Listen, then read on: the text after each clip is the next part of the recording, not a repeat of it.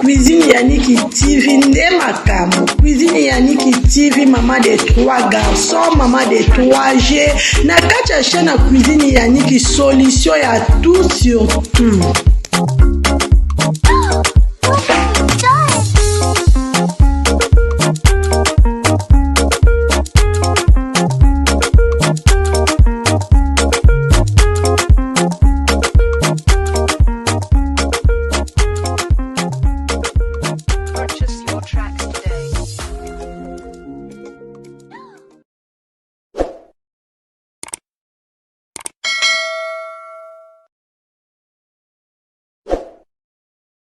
Les malades étaient empoisonnés. Bazouango léger. Ah bon? Bazouango léger. Ezali stratégie. Oyo, bato monde ya molili ba ennemi ya Congo bazo sala ko éliminer bato nyonso oyo bazalaka na moi à dire même na peuple même na ba foule. Bato wana tout baza ko éliminer bango. Ezali déjà stratégie ya ba Rwandais. Bazouango léger.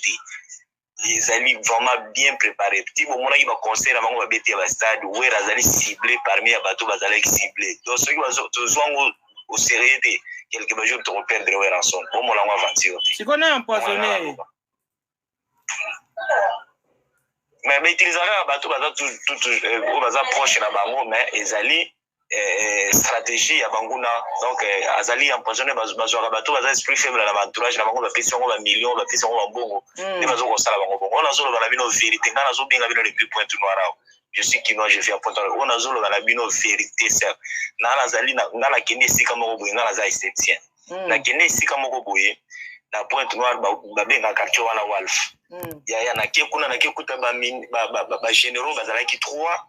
Na ministre moko na sikoyo na yebaki na ngate ministre ya Congo Brazza ou ya Congo Kinshasa na Congo ya Congo Kinshasa sikoyo baza ba Rwandais mais babala ba fille rwandaise ba futela bango bandako na Pointe Noire bandako vraiment na quartier mo benga Wolf Mutayibi ayibi na kopesa kombo la ngaite bako ba yipe na mungongo na ba koyeba na za esthéticien sikoyo na kina kosala ba sero na ba Rwandaise na kekuta kuna bato era na commissaire mo alobela ako bato na bino ba utiki na ministre era na komi bazolo banaki gina Rwanda oyebi gina Rwanda biso déjà ata oyoka kate oyebi ke o era alobo oyebi o Rwandais siko basinga na lobi basero bazaka ba Rwandais ba yebisanga ba Rwandais batikalo betela nga pe solo teke mibali na bango bazaba ministre ba bato kisasa.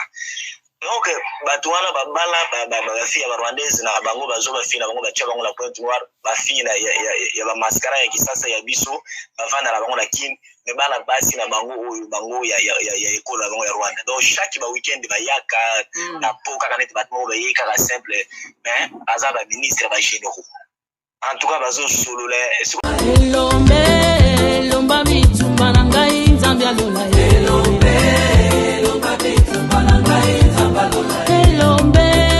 lomba bitumba na ngai kosi na yuda lomba bitumba na ngai nzambe alola mundeli na ngai nyendo longisa ngai tango bangu na bako